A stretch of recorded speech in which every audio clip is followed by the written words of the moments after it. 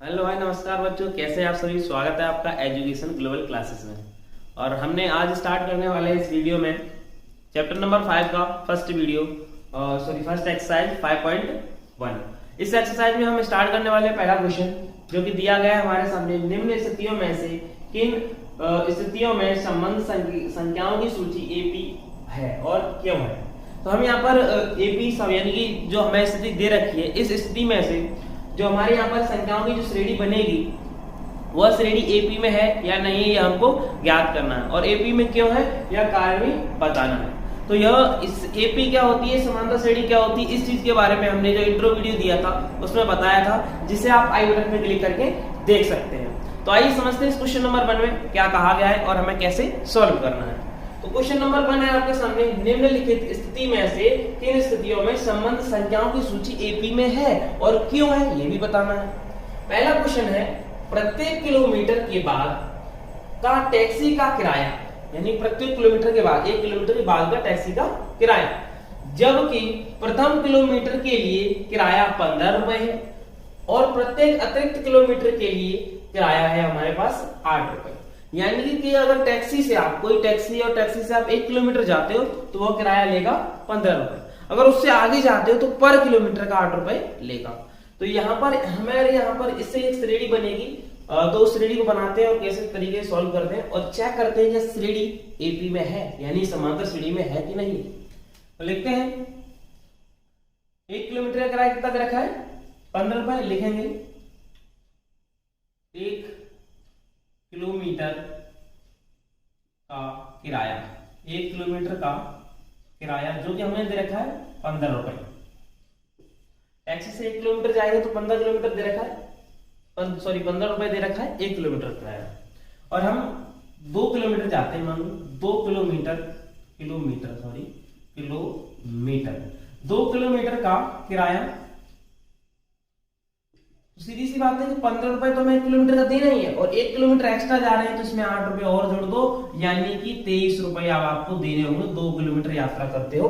तो बात करें कि अगर हमें 3 किलोमीटर जाना है तो 3 किलोमीटर अगर आप यात्रा करते हो टैक्सी के द्वारा तो 23 रुपए तो थे ही आपके 2 किलोमीटर के, यानी कि 23 में 8 और जोड़ दो तो यह हो जाएगा हमारा, यानी कि ये हो जाएगा 31 रुपया। यानी कि अगर 3 किलोमीटर अगर आप यात्रा करते हो तो आपको कितना देना होगा, 31 रुपया।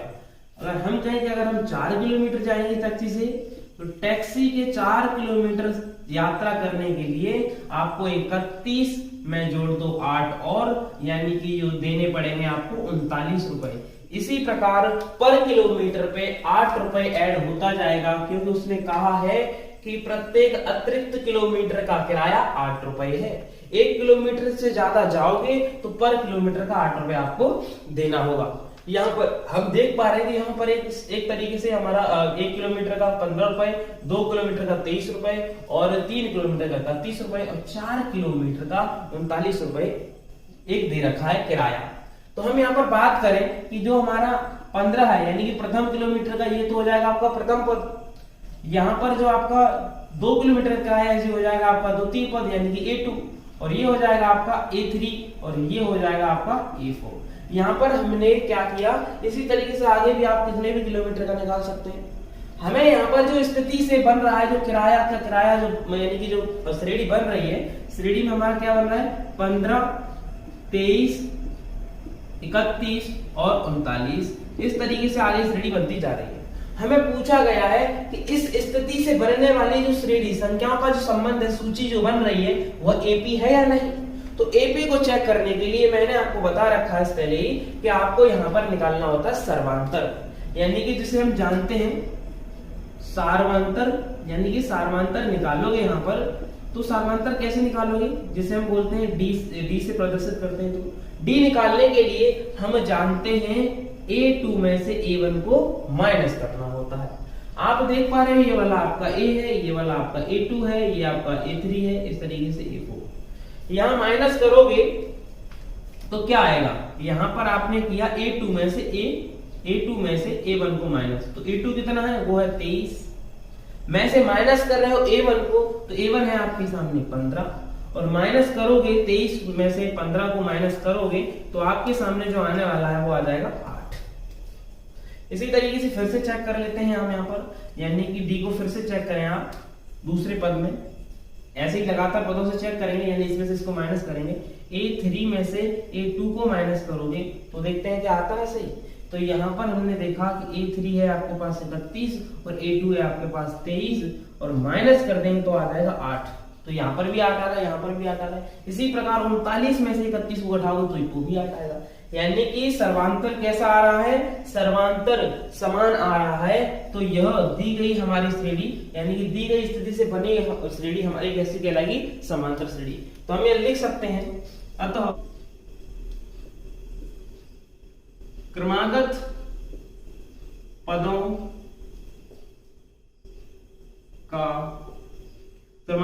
का अंतर कैसा है, अंतर समान है, समान है।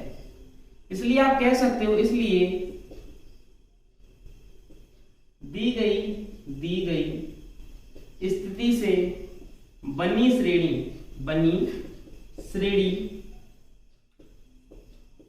समांतर श्रेणी है, समांतर श्रेणी है। तो आप कह सकते हो कि जो श्रेणी यहाँ पर इस स्थिति से जो बनी है आपके सामने 15, 23, 31, 39 तरीके से जो बनती जा रही है, वह श्रेणी जो है हमारी वह एपी है, यानी कि अरिथमेटिक प्रोग्रेशन है। ठीक है, तो ये हो गया इसका कारण। यह हम क्वेश्चन नंबर का फर्स्ट पार्ट सॉल्व कर चुके हैं। चलते हैं इसके सेकंड पार्ट में। सेकंड पार्ट समझते हैं क्वेश्चन नंबर 1 का सेकंड पार्ट। सेकंड पार्ट क्या है, किसी बेलन यानी किसी बेलन सिलेंडर में उपस्थित, बेलन यानी कि सिलेंडर टाइप का होता है, सिलेंडर में उपस्थित हवा की मात्रा जबकि बाहर निकलने वाले पंप प्रत्येक बार बेलन की शेष हवा का 1/4 भाग बाहर निकाल देता है। तो हमें एक कंडीशन दे रखी है, कोई एक बेलन है जिसमें हवा भरी हुई है और उस हवा को बाहर निकालने वाला जो पंप है उसको एक बार में, यानी कि एक बार हवा निकालने में हवा का 1/4 भाग बाहर निकाल देता है। तो हमें बताना है यहाँ पर जो इस कंडीशन से जो श्रेणी बनेगी, यानी कि जो संख्याओं का क्रम बनेगा वह समांतर श्रेणी में है या नहीं है। तो आइए समझते हैं किस तरीके से यहाँ पर हमें संख्याओं का क्रम बनाना होगा। तो लिखते हैं, हमें नहीं मालूम है कि बेलन में कितनी हवा है, तो लिख लेते हैं, माना बेलन में उपस्थित हवा की मात्रा, कोई एक बेलन है उसमें हवा की मात्रा हमने मान ली है, यानी कि ये पहला वाला पद है हमारा, यह है यहाँ पर हमारा प्रथम पद, यानी कि पहला स्टेप, जहां पर हमारे बेलन में हमने जो हवा की मात्रा है वो मान ली है x। कि हमारा कोई बेलन है जिसमें जो हवा की मात्रा है वो कितनी है, x है। अभी क्या करना है, यहाँ पर जब बाहर को निकालने वाला पंप प्रत्येक बार, यानी कि प्रत्येक बार एक बार में कितना निकाल देता है, 1/4 भाग बाहर निकाल देता है। तो लिखते हैं यहाँ पर, पहली बार हवा निकलने पर बेलन में शेष हवा, यानी कि अगर हम पहली बार हवा निकाल देते हैं, यानी पहली बार हवा निकालेंगे तो जो शेष हवा बचेगी वो कितनी होगी, यानी हमारा हो जाएगा A2 पॉइंट। यहाँ पर क्या करना है कि सवाल में बोला गया था कि जबकि हवा निकालने वाला पंप प्रत्येक बार में शेष हवा का 1/4 भाग बाहर निकाल देता है। तो हमारे पास जो हवा थी वो टोटल जो हमारे पास हवा है सिलेंडर में हमारे पास वो है x, में से जो निकल रहा है, यानी कि टोटल हवा में से माइनस होगी कितना, हवा का 1/4 भाग। तो हमारे पास जो हवा है वो अभी प्रेजेंट टाइम में वो कितनी है, x, इसका 1/4 बाहर निकाल देता है। तो इसे सॉल्व करेंगे आगे, तो ये हो जाएगा x माइनस x का ऊपर गुणा करोगे x/4।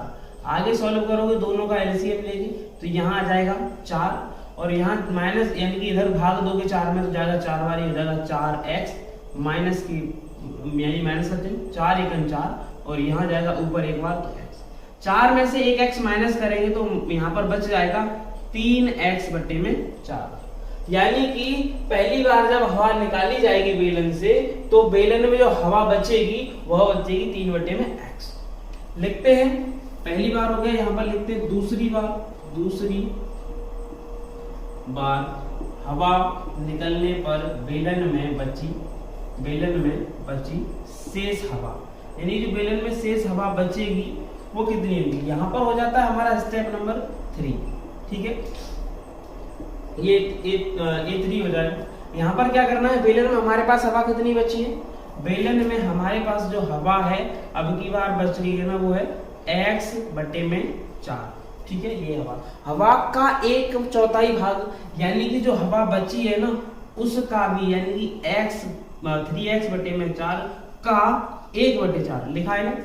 शेष हवा का, तो शेष हवा हमारे पास इतनी बची थी, इस हवा में से भी अब 1/4 भाग बाहर निकल जाएगा, इतनी बची है, इसमें से भी अब 1/4 भाग।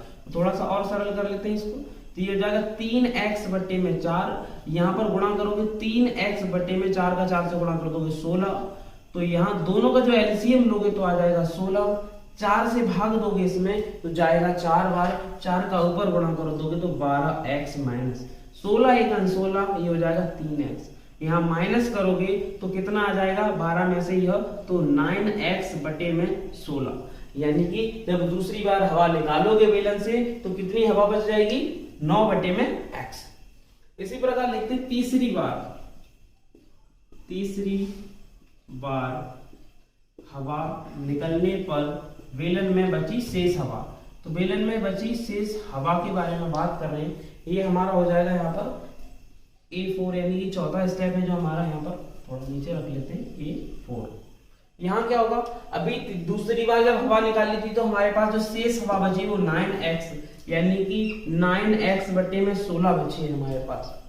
इसका भी इसमें से घटेगी, यानी कि तीसरी बार जब हवा निकाल रहे हैं ना, तीसरी बार जब हवा निकालोगे पंप से, तो पंप से हवा निकालने पर जो शेष हवा बची थी, यानी कि 9x/16, इसका भी 1/4 भाग, शेष हवा का 1/4, जो शेष बची है उसका 1/4 बाहर निकल जाता है, यानी कि जो टोटल जो हवा बची थी इसमें से इतना निकल जाएगा। तो 9x में ये आ जाएगा 9x/16 माइनस, यहाँ गुणा करोगे 9x/16 का गुणा कर दोगे 16 चौके हो जाएगा आपके सामने 16 दूनी 32 दूनी 64, यानी आ जाएगा 64।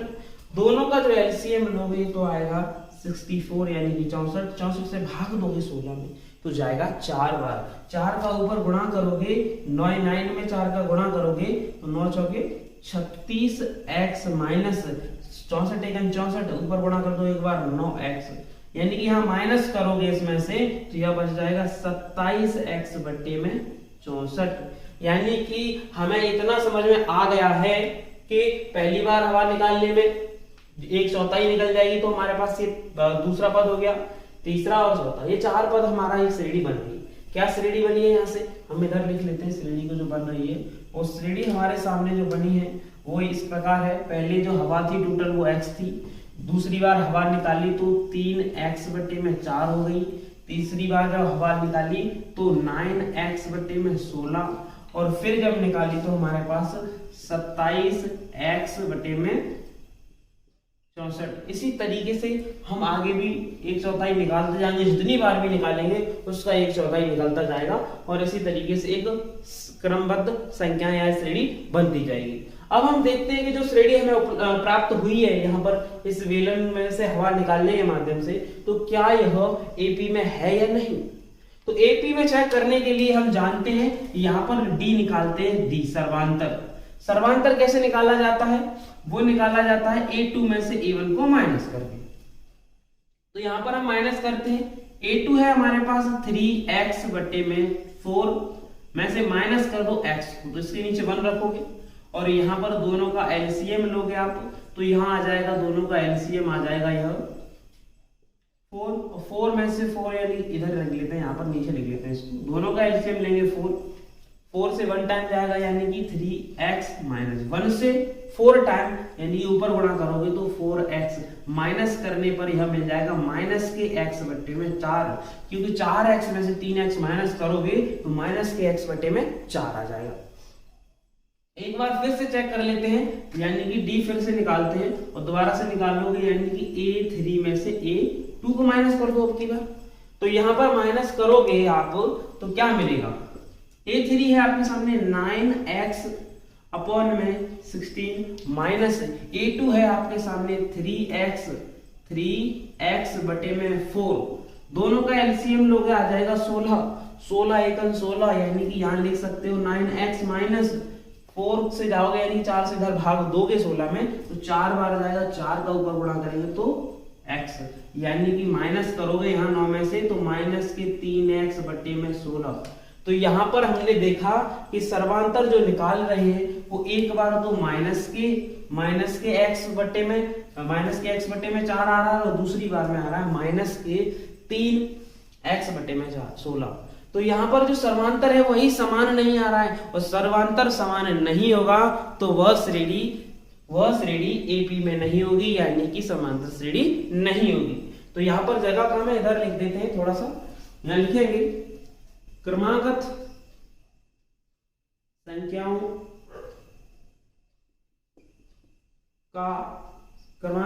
का अंतर समान नहीं है। जो क्रमागत संख्याएं जो हमारे पास आई थी इस स्थिति से, उसका जो समान अंतर यानी कि जो अंतर है वह समान नहीं है, और अंतर समान नहीं है तो लिखेंगे अतः संख्याएं एपी में नहीं है, या फिर आप कह सकते हो समांतर श्रेणी में नहीं है, समांतर श्रेणी नहीं है, दोनों ही एक ही बात है। यह एपी यानी कि शॉर्ट में हम लिख देते एपी।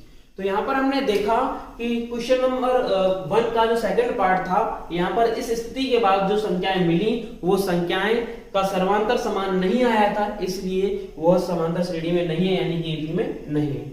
तो आइए स्टार्ट करते हैं क्वेश्चन नंबर 1 का थर्ड पार्ट में क्या कहा गया है, प्रत्येक मीटर की खुदाई के बाद एक कुआं खोदने में आई लागत, जबकि प्रथम मीटर खुदाई की लागत 150 रुपए है और बाद में प्रत्येक मीटर की खुदाई की लागत 50 रुपए बढ़ जाती है।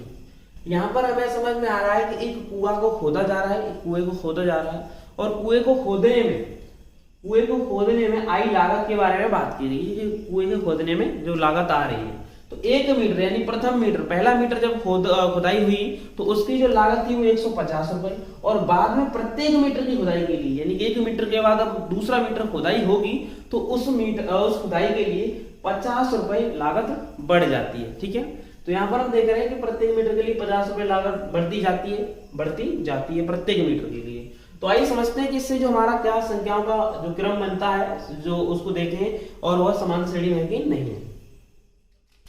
तो सॉल्व करते हैं इसे, लिखते हैं कि प्रथम किलोमीटर में, यहां लिखेंगे प्रथम मीटर यानी कि प्रथम मीटर की खुदाई की लागत, प्रथम मीटर की खुदाई की जो लागत है वो है 150 रुपए। ये हो जाएगा आपका प्रथम पद यानी कि A1।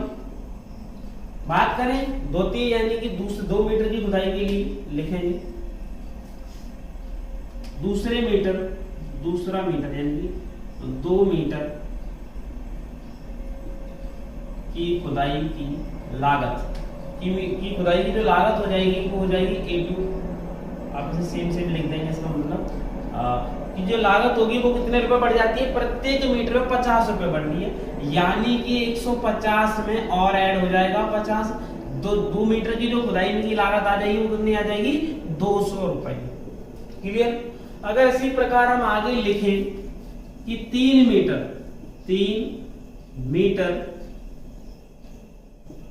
खुदाई की लागत जो होगी, खुदाई की जो लागत होगी वो क्या हो जाएगी, यानी कि हमारा जो तीसरा पद हो जाएगा यहाँ पर A3, वो क्या हो जाएगा। तो यहाँ पर हमें मालूम पड़ रहा है कि 2 मीटर की खुदाई थी 200 रुपए, प्रत्येक मीटर 50 रुपए बढ़ रहा है, यानी कि 50 इसमें ऐड हो जाएगा, यानी कि 3 मीटर खुदाई का जो पैसा लगेगा वो लगेगा 250 रुपए। यहाँ पर 2 मीटर का 200 रुपए और 3 मीटर के लिए 250 रुपए। बात करें आगे 4 मीटर, अगर 4 मीटर कुआं को खुदवाना है तो जो लागत आएगी वो लागत आ जाएगी आपके सामने, ये हो जाएगा आपका चौथा पद। यानी कि जो लागत आने वाली है वो 3 मीटर की आई थी 250 रुपए, 250 रुपए, और इसमें प्लस कर दोगे 50 और, यानी कि 300 रुपए जो लागत आने वाली है आपकी 4 मीटर में। तो इसी तरीके से जितना गहरा कुआं खुदवाओगे 4 मीटर, 5 मीटर, 6 मीटर, 50 रुपए ऐड होते जाएंगे। यानी कि इस स्थिति से जो हमारी श्रेणी बन रही है वो बन रही है 150, दूसरे मीटर के लिए 200, तीसरे मीटर के लिए 250 और चौथे मीटर के लिए 300। इसी तरीके से श्रेणी चलती जाएगी।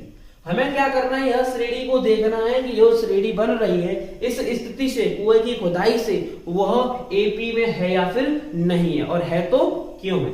तो यहां पर हम इसे चेक करने के लिए निकालेंगे यहां पर सर्वांतर डी। तो सर्वांतर डी निकालते हैं, यहां पर हम निकालेंगे सर्वांतर डी। सर्वांतर डी निकालने के लिए क्या होता है, यहां पर हमको A2 में से माइनस कर देना है A1 को। तो A2 कितना है 200, यानी कि ये वाला जो पद है आपके पास A1 है आपके पास 150 और A2 है 200। तो A2 है 200 में से माइनस कर दोगे 150 को, तो आपके सामने आ जाएगा 50। फिर से चेक कर लेते हैं, यानी कि दूसरे पद में ज्ञात करेंगे। अब की बार हमारे सामने A1 ये था, A2 ये था और A3 ये है और A4 ये है। तो A3 में से अब की बार माइनस कर देते हैं, A3 में से माइनस कर दो A2 को। तो A3 है आपके सामने 250, माइनस कर देना A2 को, यानी कि A2 है आपके सामने 200। जब 250 में से 200 को माइनस करोगे तो ये आ जाएगा 200। यानी कि हम देख पा रहे हैं कि दो पदों का जो सर्वांतर जो हमारे सामने निकला है, जो क्रमागत संख्याओं का सर्वांतर जो हमारे सामने निकल रहा है वो निकल रहा है 50 दोनों जगह। आगे भी 300 में से 250 को माइनस करोगे फिर भी कितना आ जाएगा 50। तो हम यहां लिख सकते हैं क्रमागत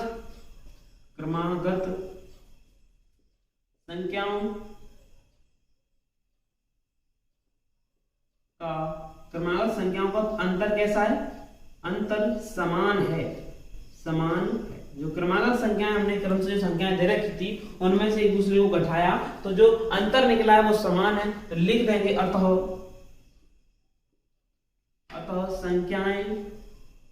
संख्याओं से बनी श्रेणी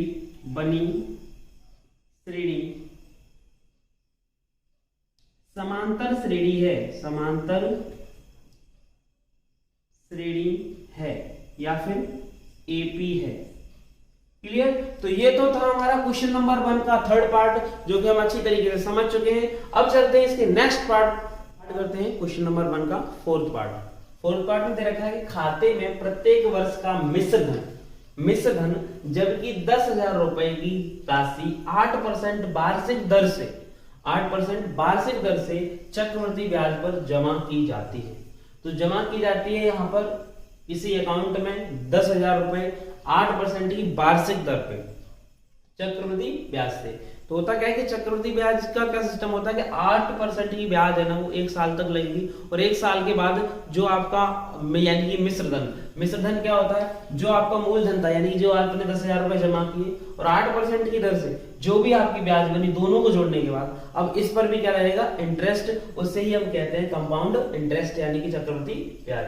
आज इस चक्रवृद्धि ब्याज को हम समझते हैं और किस तरीके से करना है वो समझेंगे। तो लिखते हैं यहां पर हमें दिया क्या है सवाल में दे रखा है मूलधन, यानी कि मूलधन का मतलब जो हमारे पास पैसा था, मूलधन दिया है आपको, इसी को मान लो कि फर्स्ट यानी कि प्रथम पद है आपके पास ये मूलधन, वो दिया है आपको 10,000 रुपए। 10,000 रुपए आपको दे रखा है मूलधन, और आपसे कहा गया है जो राशि है ना किस दर से, दर दे रखी है, दर आपको जो दे रखी है जिस दर से आपका इंटरेस्ट लग रहा है, दर दे रखी है आपको 8% यानी कि 8% वार्षिक दर दे रखी है, वार्षिक यानी 1 वर्ष में 8%। ठीक है। तो यहाँ पर हमें ज्ञात करना था खाते में प्रत्येक वर्ष का मिश्र धन। तो 1 वर्ष का यानी कि पैसा हमारे पास है, अब हम लिखते हैं 1 वर्ष का, लिखते हैं 1 वर्ष बाद बाद मिश्र धन। मिश्र धन, तो ये मिश्र धन क्या होता है? मिश्र धन 1 वर्ष बाद होगा, जो हो जाएगा हमारा सेकंड यानी कि A2, क्योंकि A1 यानी कि 10,000 रुपए लगाए, तो उसके बाद जो मिश्र धन मिलेगा वो हमारे पास A2। मिश्र धन होता क्या है? मिश्र धन होता है आपका मूलधन प्लस में ब्याज, इसको कहते हैं हम मिश्र धन। मूलधन और ब्याज दोनों को जोड़ दो, उसे हम कहते हैं मिश्र धन। ठीक है, तो यहाँ पर हमारे पास जो मिश्र धन आएगा वो क्या आएगा, वो हमें बताना है दूसरी साल, यानी कि पहली बार जो हमने अकाउंट में पैसे डाले वो 10,000 रुपए डाल रहे हैं 8% की दर से, तो 1 साल बाद उसका जो अमाउंट बनेगा वो क्या बनेगा, उसको बनाते हैं। तो चक्रवृद्धि ब्याज डाले जा रहे हैं, आपको दिमाग में रखना है। तो चक्रवृद्धि ब्याज यानी कि कंपाउंड इंटरेस्ट का जो फॉर्मूला होता है वो होता है हमारे सामने CI, यानी कि कंपाउंड इंटरेस्ट का फॉर्मूला होता है मूलधन ब्रैकेट में 1 प्लस R अपॉन में 100 की पावर n, यानी कि यहाँ पर t भी लिख सकते हो या टाइम। ठीक है, तो इस तरीके से फॉर्मूला होता है, यहाँ पर हम निकालते हैं। तो हमारे पास जो मूलधन है वो है 10,000 रुपए, 1 प्लस जो रेट है यानी कि जिस दर से हमें ब्याज मिलेगा वो कितना है 8%, यहां लिख देंगे 8 बटे में क्या है 100, और t यानी कि टाइम है हमारे पास 1 वर्ष का, तो इसके ऊपर लिख देंगे 1। क्लियर, ये हमारा कंपाउंड इंटरेस्ट का फॉर्मूला है, और फॉर्मूले में ही हमने यानी कि चीजों को रख दिया है, क्योंकि हमसे पूछा गया प्रत्येक वर्ष मिश्र धन, तो प्रत्येक वर्ष पहली वर्ष का जो मिश्र धन निकलने वाला है यहाँ निकालने वाले हैं। समझते हैं आगे, तो यहाँ पर आगे समझोगे, ये रहेगा 10,000, यहाँ पर 8 से ये कैंसिल कर दोगे आप, तो यहाँ आ जाएगा 1 प्लस 4 अपॉन में 25 की पावर 1। थोड़ा सा और सरल करेंगे आगे, तो यहाँ पर हमको मिल जाएगा ये 10,000, 25 का इसमें गुणा करोगे, 25 से 25 और 25 में 4 जोड़ दोगे, 25 में 4 जोड़ोगे तो हो जाएगा आपके सामने 29 बटे में 25। तो यहाँ पर क्या आ गया, यहाँ पर इसके ऊपर लगी है पावर 1 लगे होने का मतलब कुछ नहीं है, जो संख्या किसी भी संख्या के ऊपर एक घात लगी होती है तो उस संख्या की वैल्यू वही रहती है, यानी 29 बटे में 25 बाहर निकल आएगा। यहाँ पर से सॉल्व करोगे, 25 से काट दो, 25 से 100 कट जाएगा आपका 4 बार, और 4 के पीछे कितना रहेगा 2 0, यानी कि आप 400 का गुणा कर दोगे 29 में, तो गुणा करने पर जो आपको मिलेगा वो आ जाएगा यहाँ पर 10,800। तो 10,800 रुपए आ जाएगा आपका पहली वर्ष बाद, यानी कि 1 वर्ष बैंक में पैसे जमा करने के बाद जो आपको मिश्र धन मिलेगा वो 10,800 रुपए मिल जाएगा। आगे निकालते हैं दूसरी वर्ष का, यहां लिखते हैं 2 वर्ष बाद मिश्र धन। 2 वर्ष बाद होगा वो मिश्र धन कितना हो जाएगा, ये वाला हो जाएगा आपका स्टेप नंबर A3, यानी कि A3 पद, यानी तीसरा पद निकालो। यहाँ पे सेम काम करना है आपके पास। अब की बार जो मूलधन है यानी कि टोटल पैसा है वो हो जाएगा आपके पास 10,800 रुपए, और 10,800 रुपए हो गया मूलधन। 1 प्लस रेट कितना, रेट तो वही रहेगा 8% बटे में 100, और समय कितना हो गया अब 2 वर्ष, यानी यहां रख दोगे 2। आगे सॉल्व करोगे इसे, तो यहां पर सॉल्व करने पर 10,800 इसे कैंसिल करोगे तो यही आ जाएगा 1 प्लस 4 अपॉन में 25 की पावर 2। तो आगे सॉल्व करोगे तो हो जाएगा 10,800, और इसको सॉल्व करने के बाद आ जाएगा 29 बटे में 25 की पावर 2। यहाँ पर भी स्क्वायर करोगे इसका तो यह आ जाएगा 10,800, इसका यहाँ पर 29 का वर्ग करोगे तो हो जाएगा 841, और 25 का वर्ग करोगे तो हो जाएगा 625। इसको कैंसिल करके जब सॉल्व करोगे, पूरा कैलकुलेट करोगे तो आ जाएगा 12,597, यानी कि अब की बार जो आपका मिश्र धन, यानी 2 वर्ष बाद जो मिश्र धन होगा वो हो जाएगा 12,597। यहाँ पर इसी तरीके से आप तीसरी वर्ष का भी निकाल सकते हो। 3 वर्ष बाद मिश्र धन, तो 3 वर्ष बाद जो मिश्र धन आएगा वो क्या आ जाएगा, मिश्र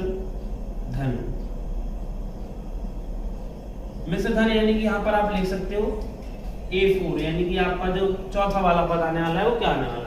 तो अब की बार जो आपके पास मूलधन बनाना पूरा साल 2 साल में जो पैसा बना वो हो गया 12,597, 1 प्लस 8 अपॉन में 100 की पावर 3% इसके ऊपर लगा दोगे 3, यहाँ पर 12,597।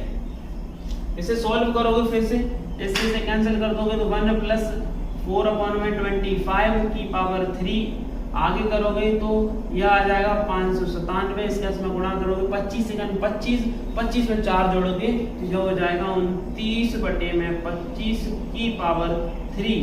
आगे इसको सॉल्व करोगे आप जब कैलकुलेट करके इसे कैंसिल करने के बाद तो आपको जो टोटल मिलने वाला है वो मिल जाएगा 15,869।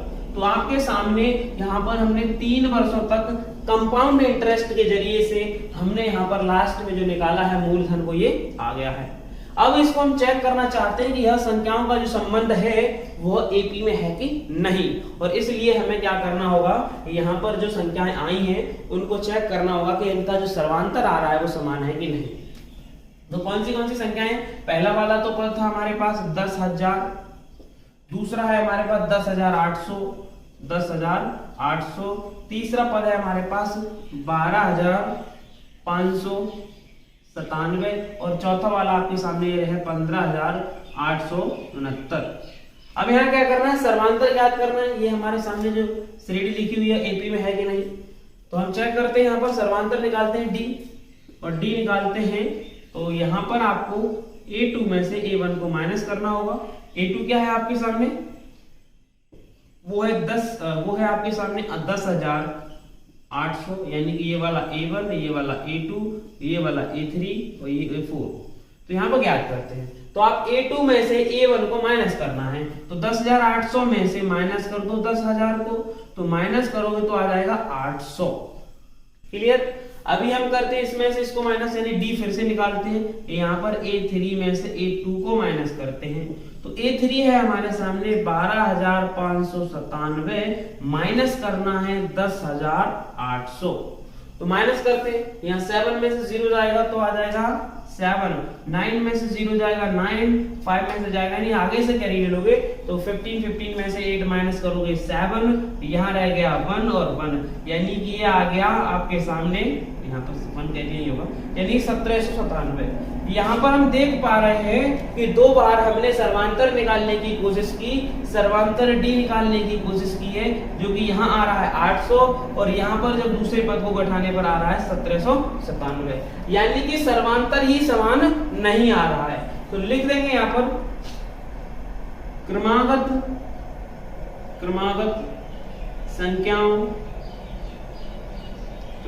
संख्याओं का अंतर समान नहीं है, यानी कि जो हमारी क्रमागत संख्याएं आई थी, यहाँ पर जो मिश्र धन की जो क्रमागत संख्याएं हमारे पास आ रही थी वह उनका जो अंतर है वो समान नहीं है, और अंतर समान नहीं होगा तो लिखेंगे अतः श्रेणी एपी नहीं है, यानी कि जो श्रेणी है वह एपी में नहीं है। यहाँ पर आपको समझ में आ गया है, जो कि क्वेश्चन नंबर 1 का 4th पार्ट है, यह हमारा श्रेणी है जो एपी में नहीं है। यह क्वेश्चन नंबर 1 का 4th पार्ट होता है यहाँ पर कंप्लीट, और इस वीडियो को भी यहाँ पर ही एंड करते हैं क्योंकि वीडियो थोड़ा लंबा होने को जा रहा है, इसीलिए क्वेश्चन नंबर 2 को देखेंगे हम नेक्स्ट वीडियो में। वीडियो आपको कैसा लगा ये कमेंट बॉक्स में जरूर बताएं, और अपना प्यार और सपोर्ट बनाए रखें, चैनल को सब्सक्राइब करें, अपने दोस्तों को ये वीडियो शेयर करें। थैंक यू, धन्यवाद। मिलते हैं नेक्स्ट वीडियो में।